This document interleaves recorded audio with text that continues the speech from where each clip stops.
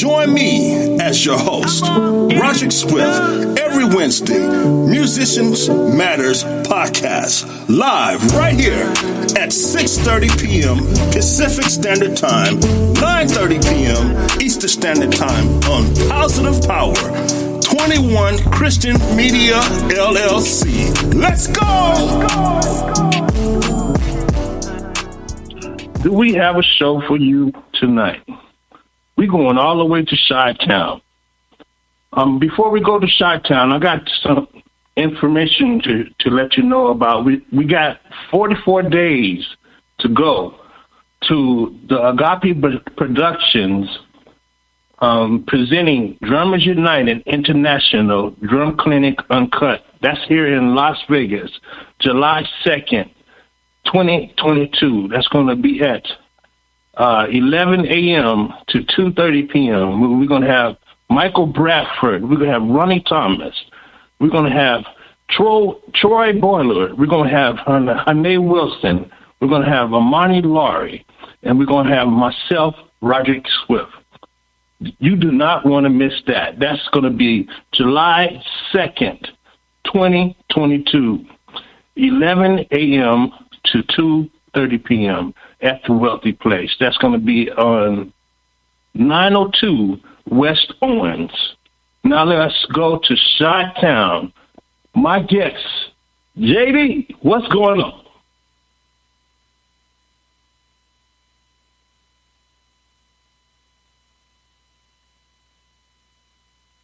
How you doing, JD?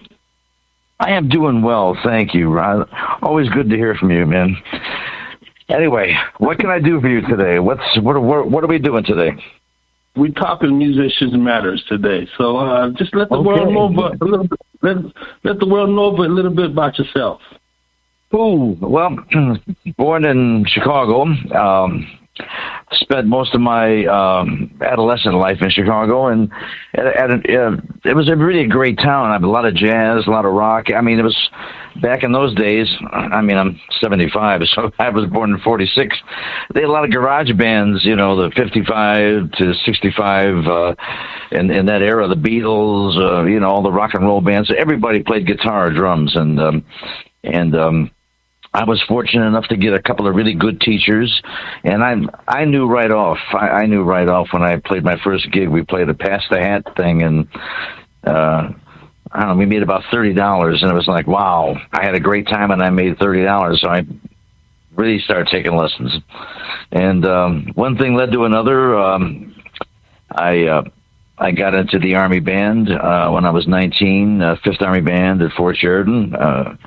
Had a real nice career there for about 14 months, and then I volunteered for Vietnam. I did a year in Vietnam, and I wasn't in the band. And then I got back, and I went to the 392nd Army Band in Fort Lee, Virginia, and came out of that.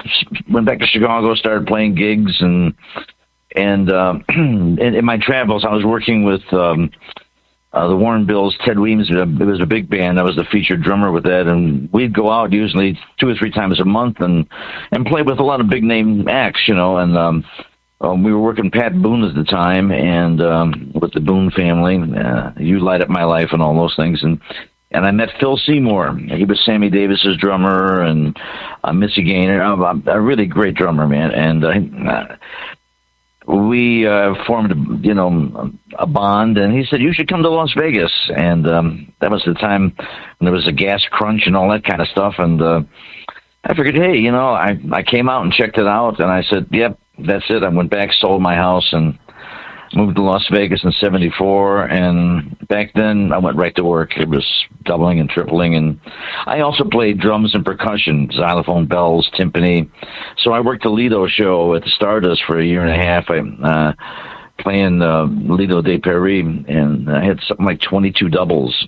And back when the union was in force, you got 10% of your salary for the first double and 5% for every double after that. So, I mean, I think I was making like $1,800 a week, you know, doing 13 shows. It was like Dear Diary, wow. You know, I'm doing great. And I still play. I had a gig last night at Caesars. I worked at Caesars, a little private party with a jazz group, and had a good time. So I'm semi-retired now. You know, I don't travel much anymore, and I just play the gigs I like, and I'm at the drum meetings with yourself. You know, you're a member of the Las Vegas Drum. Yes. Everything, your drum, everything. It's an awesome group.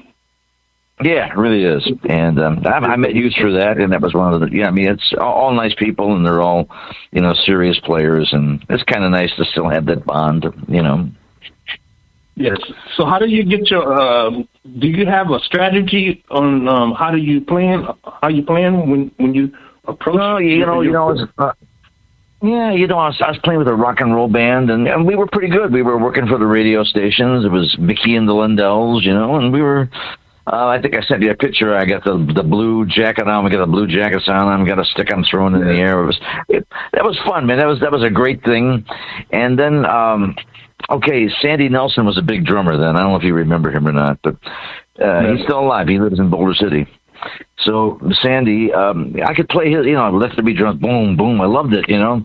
And I was playing those. I'd buy another one. I could play that pretty much. And then I bought a Gene Krupa record, a Buddy Rich record one time. Man, I didn't even know where to start. And I thought, wow.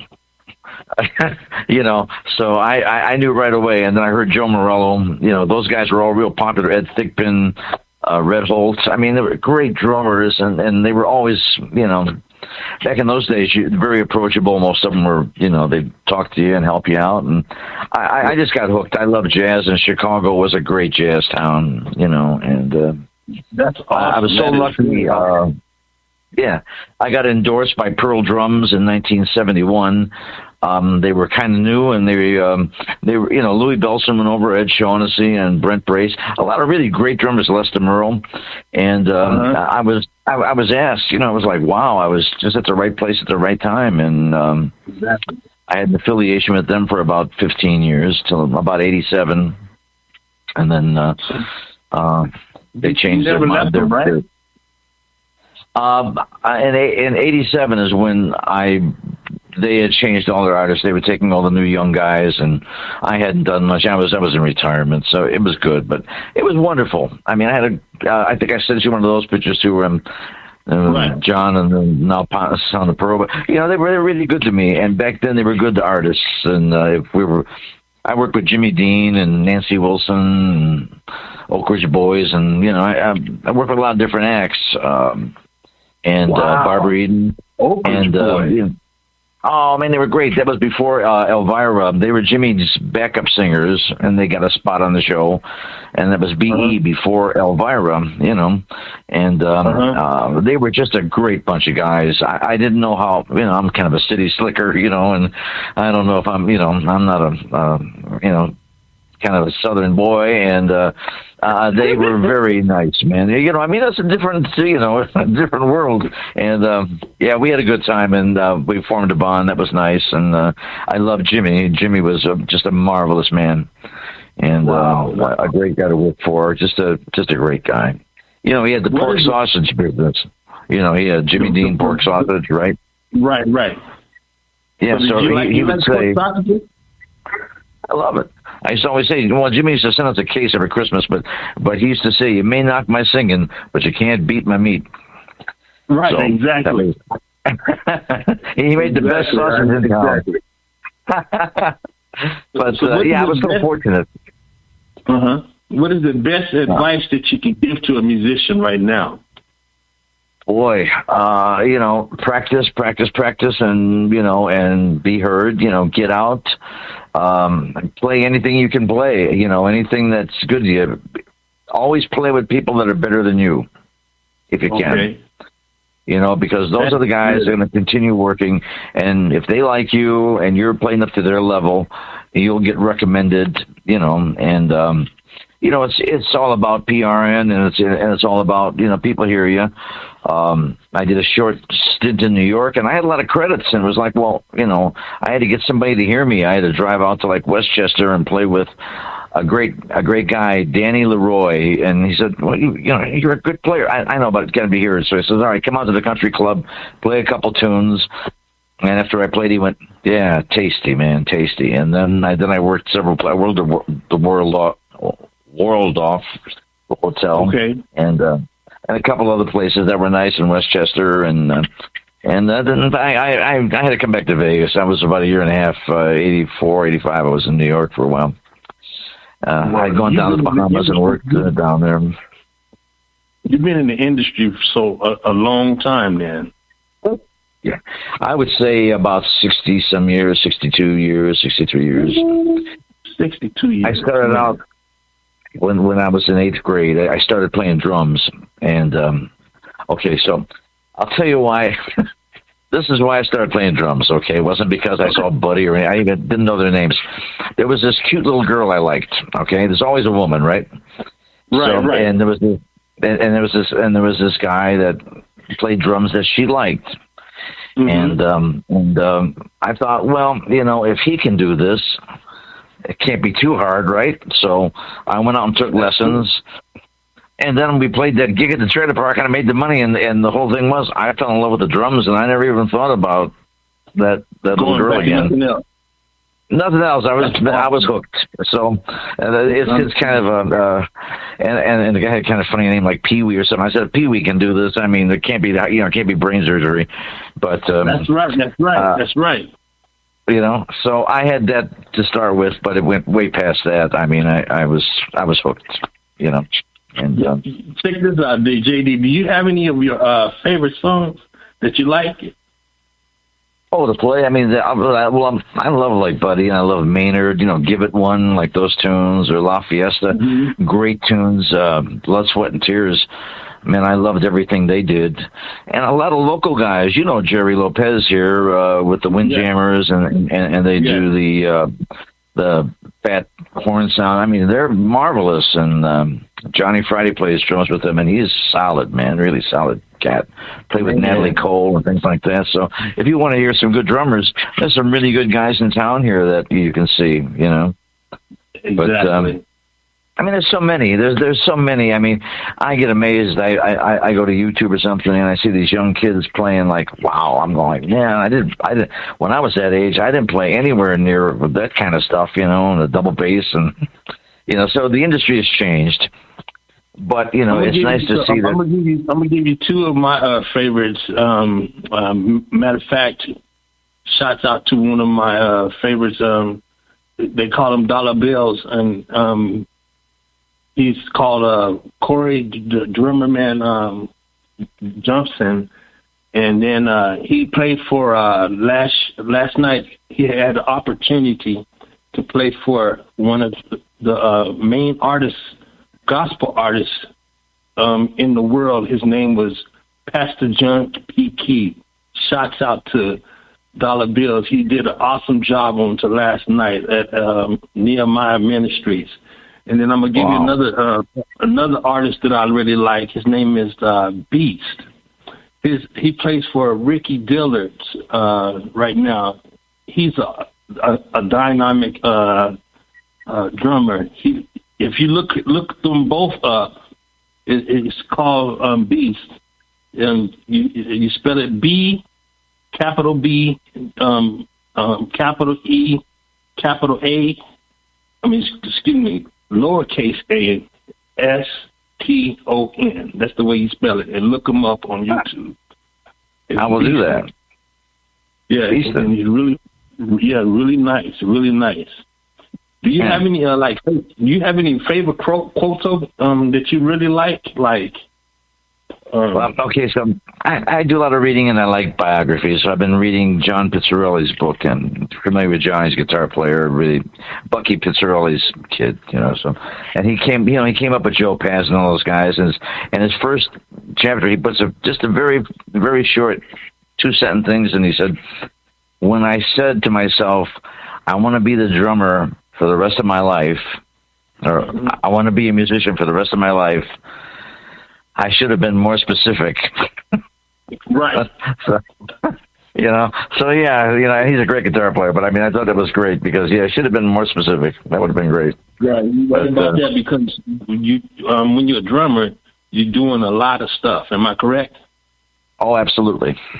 Absolutely. Yeah, you're using your hands, you're using your feet, you're using your mind, You're using your left part of your mind. You're using your right part of your mind. I'm like, you're using everything. You got to be very, very. You got to know everything. Let's put it like that. That's why practicing with the metronome is so important. Exactly. I practice every day, but the metronome. That metronome a lot? All the time. That's So what's that your keeps you favorite honest. rhythm on that? What's your favorite rhythm on that metronome? Well, I just use it for time, not like a rhythm box, but like a samba or something. But when I used to play, I had a little thing. We were working in the Bahamas, two of us. We had a little duo. I used to play drums and vibes, but sometimes I'd battle the drum machine. And it was kind of an interesting concept, and it was kind of funny at times because I'd yell at the machine. But I'm right in between 90. I'm right in between 98 and 104 right now. So that's how fast how fast I'm going right now. Really? Yes, pretty fast. So Joe Morella could play over 600 beats a minute with just his left hand syncopated. Wow. Yeah, Joe was. Did you ever meet Joe? Did you have the opportunity to meet him? I didn't get a chance to meet him yet. Did he ever come to any of the lunches? Nah, he's more or less retired, but okay. His thing was he was teaching for years, but he was so approachable. But his whole concept was about relaxing, tension-free playing. Not trying to, like you start playing hot and all of a sudden you're tightening up your shoulders and your muscles and your arms. And he was and then he got into the finger control, which, he put a whole new. He was the Gary Burton of drums because Burton was doing the same thing with the mallets.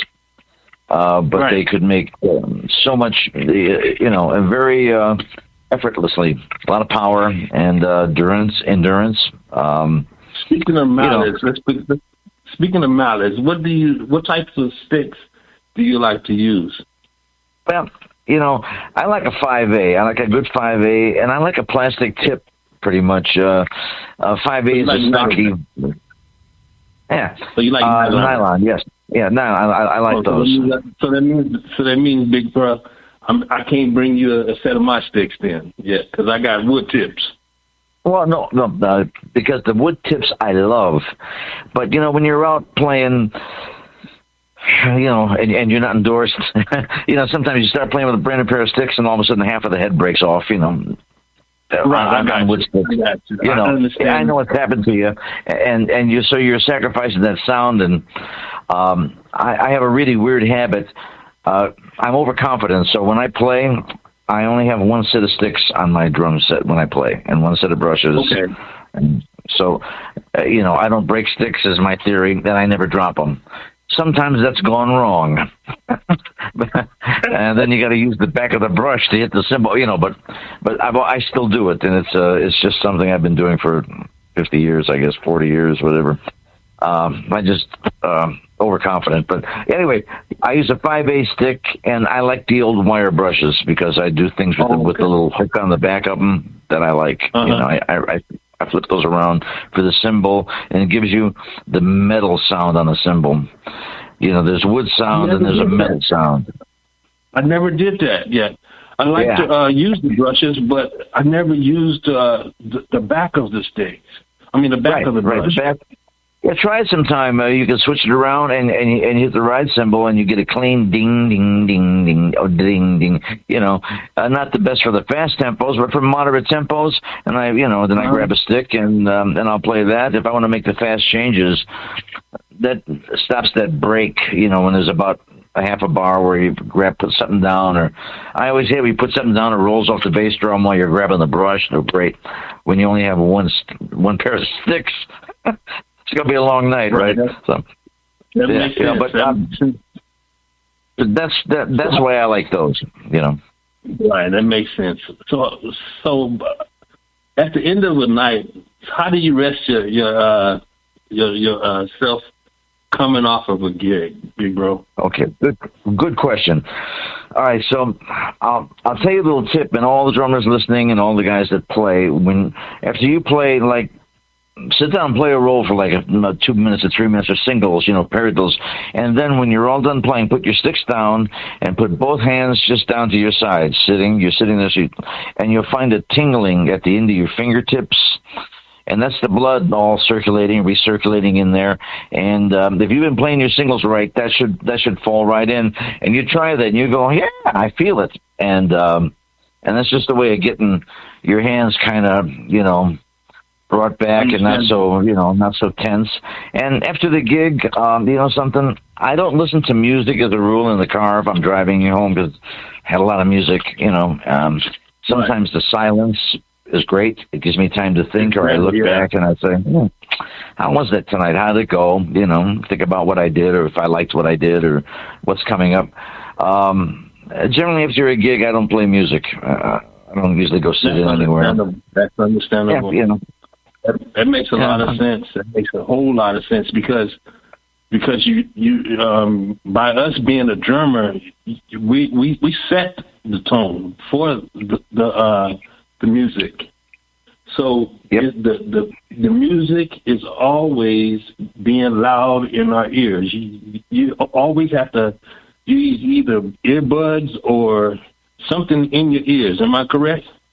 That's correct. So absolutely. You like getting tired. You literally getting tired of music. So what I do on my time, I use is just like some soft jazz music. Because when I'm playing the gospel music, I'm playing the gospel music, and the gospel music is very loud. It's louder than sometimes rock songs. Sometimes you understand, because you're playing behind a choir. You're playing behind. You have like a 4-piece band. You have a bass guitarist. You have a lead. You have a drummer, and then you have the person that plays the keys. Sometimes you either have 2 keyboardists, or if you don't have 2 keyboardists, you have a keyboardist, a main keyboardist, and a person that plays the B3. So that's a lot of music, with you. So right, plus the congregation singing along, having a good time. Yeah. Exactly. With the congregation, exactly. So what I do is I just play a little jazz or something, like a short, like a low tempo, very simple to keep my mind off or keep me relaxed or something. That's basically what I do. So, my next question. And yes, whenever I do listen to music, I do exactly what you do right there. I listen to something easy, Henry Mancini, anything, I like something light, easy, But yeah, I do the same thing you do when I do listen. What type of do you have? Are you in a band right now? Well, I've got my own little vibe thing that I'm doing. I used to call it John Drayson, the Good Vibes, but I think I'm going to call it Extra Cash. Anyway, so we're doing. That's gonna be my. So we're working on a trio. I got a real great keyboardist, and my wife Renee Hale is a wonderful singer. So we're actually putting that we've been rehearsing that a little bit, and then I work with a gentleman named Alan Applegate, and he's just a wonderful guy, and then 2 or 3 other guys, Dave Poe. So there's a half a dozen guys that call me, and I like that. I don't like working steady. I don't do lounges anymore. I only do things I really like to do that are not necessarily fun, but good musicians. Not one good player, 3 or 4 good players. It's always fun. 3 or 4 good players, right. Yeah, nice. That makes it nice. We did that jazz. I did the jazz brunch with Dave Poe at the Wynn for I think we were like 14 years. Wow! So that was every Sunday. Yeah, that was a good gig. 3 to it was 11 to 3 or something. I know that sounded like a real good one. That was a good one, and we played New Orleans jazz. It was really nice potpourri of selections. So interesting. Yeah. So what lesson? Big Brother, what lesson have you learned in the music industry, and you wouldn't do it anymore? Big one, keep your mouth shut. Shut up, man. Well, keep your mouth shut, right? Yeah. So I'm gonna tell you a funny story. I was working at the Stardust with Lido, and Siegfried and Roy was there. We're there. Right. And they were doing a new trick, and we were rehearsing some stuff after the show, and Siegfried was up there, telling us what he wanted. And at the time, we all wore black shirts, and I had a little black joker, like the card. I had a little gold joker. I wore a black onyx piece, So all of a sudden, I'm up in the corner, and all of a sudden we're talking, and he looks at me and he goes, "Are you a good witch or a bad witch? One of those things. But are you a good warlock or a bad warlock?" I said, "I'm looking at me, and I'm a good one." I don't know what to say, Amen. And he's looking at me. What is this, And I'm going, "Oh man, I lost a gig, because of the stupid thing I'm wearing on my neck." And so it was kind of a joke, with the guys, but it didn't go any further. But I never wore that again. But going back to the best advice: keep your mouth shut and learn. Really. A lot of times in my early career, we played around a lot. Young kids goofing off. Right. And then you find out when you get in the real world, it's business, and it's a business. Exactly. Exactly. It's true. That's true. And people listen with their eyes. That's true. That is true. That is really true. That is really true. Now, world, listen to that.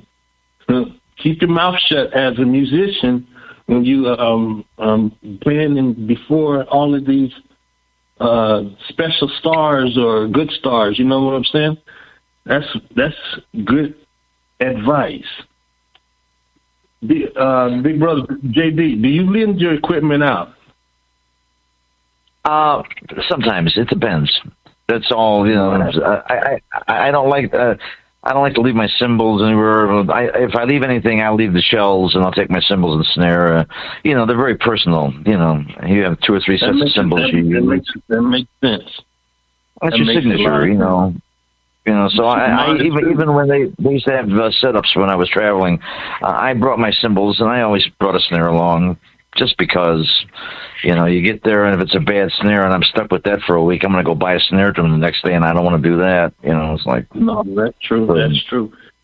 Yeah, so, and then again, always look to better yourself. Always look, practice sessions should be work. You should be tired when you're done, not exhausted, but you should be like, "Wow, man, I got through all that today. I like it." I feel good. That's good. So, what is a good memory in your 3-4 hours a day? Man, that's awesome. What is a good memory in your music career? Oh man, I got a lot of them. Wow, I was doing a thing. I was doing a benefit thing at Debbie Reynolds' place, Debbie Reynolds Hotel, when she had it. We used to work a lot over there, and Keely Smith was there. And at rehearsal, she had this thing called the Magic Medley. It's Magic and Old Black Magic, which they were very famous for, her and Louis, And I was, it just, I was a little, I don't know, man. This conductor was a little light, I thought, so I played the whole show, man, and of course she was doing the Love Medley, was the closer, and man, I nailed it. I just nailed it. It was great. And she turned around, and they were applauding her, and she goes, "Oh, who is that drummer?" And she said, "Stand up," and I'm telling the guys, the band, stand up. I'm feeling kind of like a little funny, And right. But she gave me. I stood up in a spotlight. It was like, but I had listened to those tunes years before, and I knew that ending. Da da da da da da da da da da bump, da da da da bump, And I was reading it, but I knew it, and I played it with the right feel. And I was walking on clouds for about a week. I thought, wow, because she was kind of hard to please. She doesn't throw bouquets and kisses and all that kind of stuff. She was a little demanding, but So it was, look, you get one of those. It's, it makes you feel like you're walking on air. Wow, man. You don't want to deal with those type of people.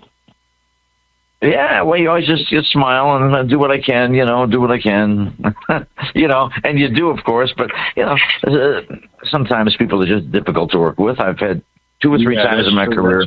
I've walked up. I'm done, man. You know, I'm not taking any more of this. You know, I'm done with it. You know, everybody has a breaking point. Yeah, you know, I'll finish tonight, but you can get somebody else tomorrow. You know, that's true. Are you a mentor? You got to know when to hold them and when to fold them, right? When to fold them. Yeah. If the job is bad and you're really hating it, get out of it, man, because it's going to wreck your mind. You know. That's true. That is very true. You don't want to wreck your mind. You want to keep everything all kosher. Am I saying it right? Right. That's exactly correct. And actually, the one thing I left out is make sure you look for another job before you quit, though. If you can do that, make sure you have something to go through. You know. But try to scout around. I mean, like I've gone on jobs where I got the job and I'm going to be doing 5 nights a week, and I'm going like, oh man, I hate this thing. I hate the band. I hate every sound out. You know, and I started making calls almost immediately. You know. I thought you just took this thing at the Edgewater. No, I'm not gonna. I don't want to get out of there. I think because I knew, you don't want to go there and go like this.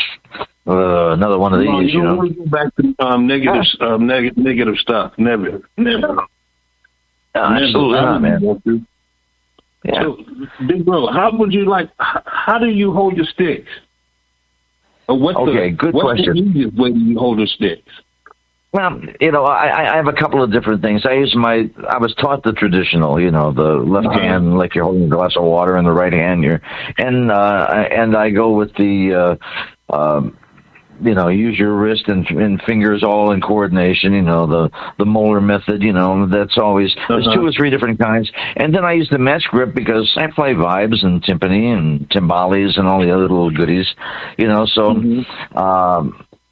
I kind of go back and forth. If I'm digging in on a rock thing, and I really have to dig in, I'll flip the stick over on my left hand, and I'll hit, and I'll just use the wrist, never the arm, unless I'm trying to do something funny. I'm trying to be funny, but always a nice solid wrist shot, hit it in the pocket, solid base. So, but if I'm playing something light, a little jazz thing, I'm going to my jazz, to my traditional, and that makes sense. Yeah, it just depends on what you're playing.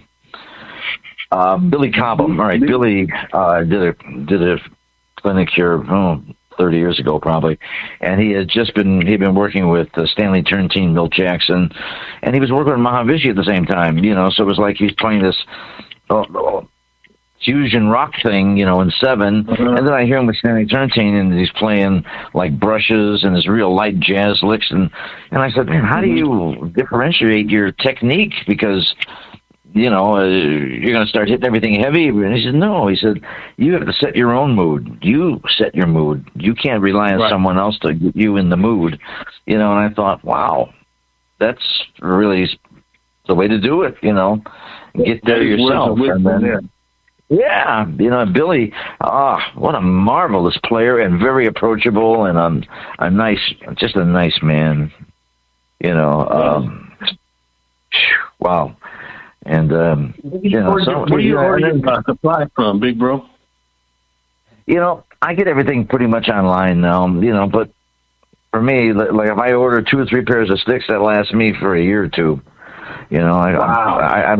I don't break sticks or anything ever. Rarely. If I break them, they're defective, I think. But so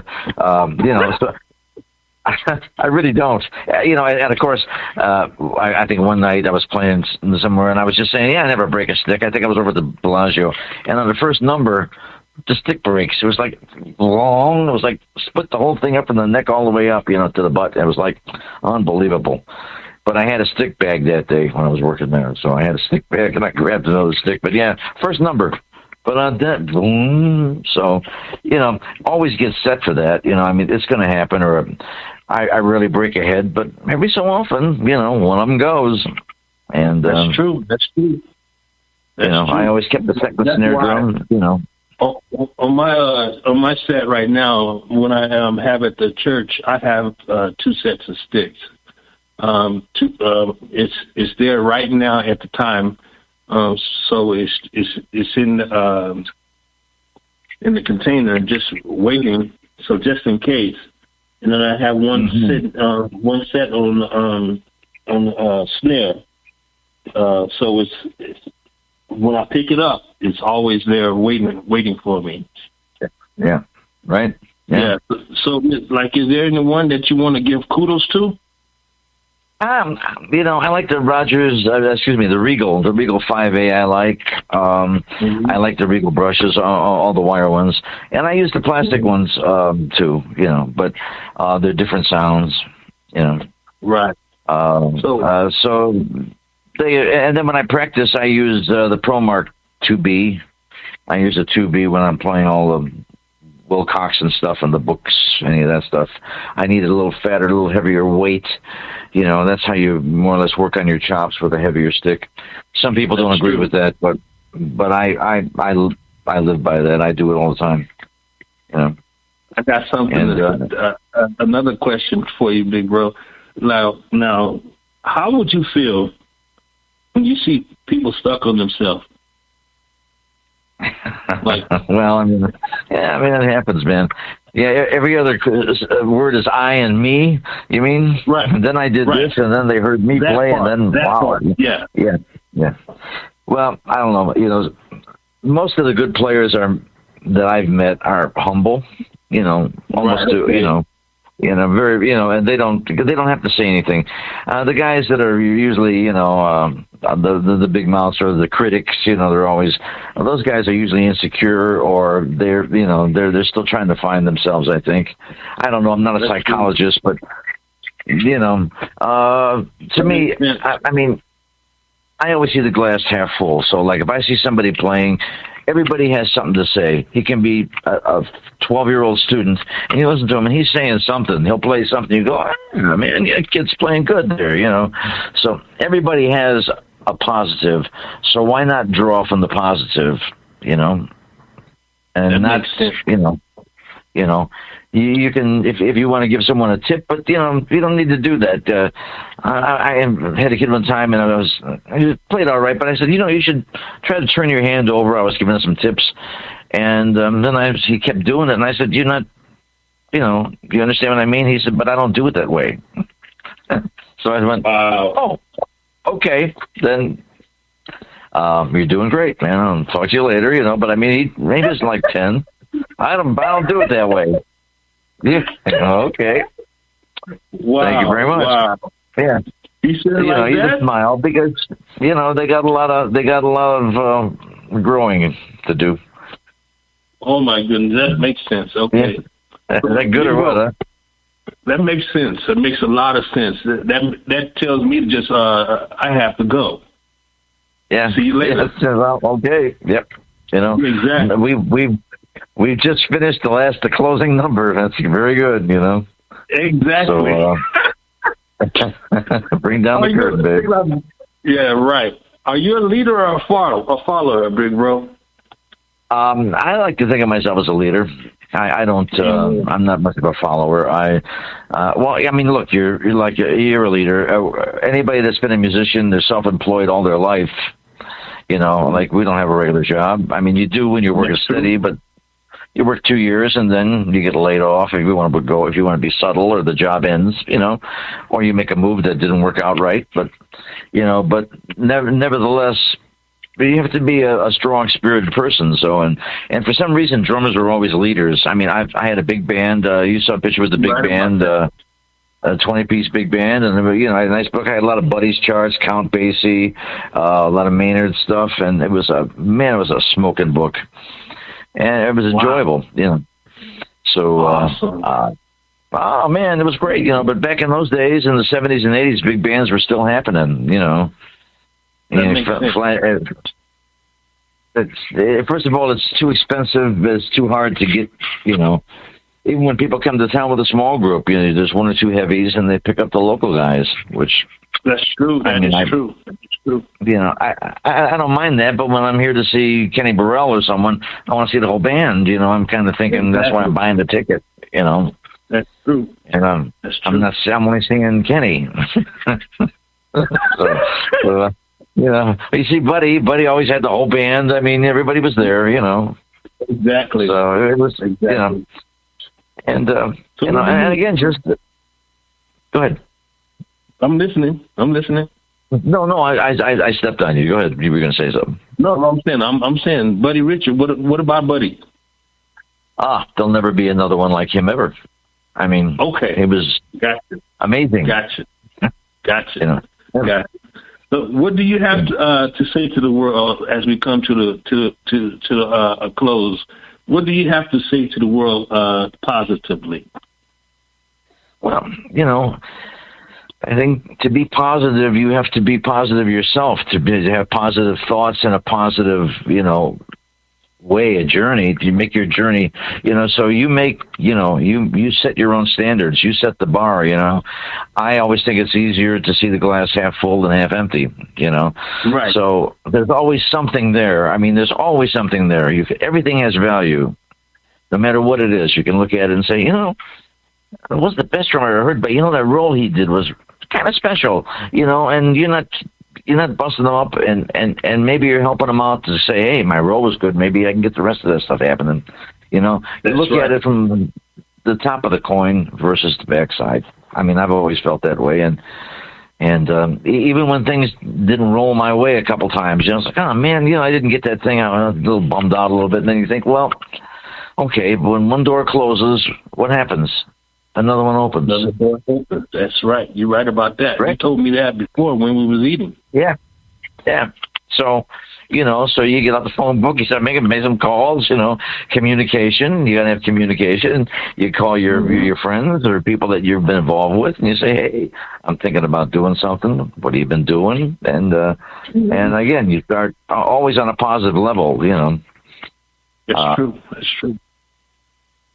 That's true. So, and I'm really when you have a friend and they ask you, I always hate that. How did it sound? Well, if it sounded good, I go, man, it sounded pretty good. And if it didn't sound so good, sometimes I say, it wasn't the best thing ever. I think you need a little work on the back, and it's about a 50-50. Someone will go, yeah, you're right. And other guys will go, you don't know. And they start, going off. It's like, don't ask me then, because I don't, if you can't take the truth. When they do all that, that means I don't want to hear that. Right. It's like, then why'd you ask me? You want me to lie? I can't do that. I can't. Because you mean you say JD like that? It's like, wow. You know what? You gave us a lot of good nuggets tonight, and there was a lot of wisdom and knowledge in this talk. And you can come to this platform anytime, and I really thank you for accepting the offer, big bro. Thank you, Mr. Swift. Anytime. So we're going to be coming to the close, and I want to thank Jerry Royce of Life Positive Power 21 Christian Media LLC for being there as a true brother and a true friend of Christ. And I want to thank Tyler Gaston, the gas station recording studio, for all of my engineering works done for this show and all of the other shows, and drum clinic that I have been doing for the past 12 years. It's going on 12 years. It's going to be 12 years this year, actually. And now it says, now faith is the substance for things hoped for and the evidence on things not seen. Hebrews 11:1. Be blessed. Have a nice day. Join me as your host, Roger Swift, every Wednesday, Musicians Matters Podcast, live right here at 6:30 p.m. Pacific Standard Time, 9:30 p.m. Eastern Standard Time on Positive Power 21 Christian Media LLC. Let's go! You're listening to Jerry Roycelive-worldwide podcast.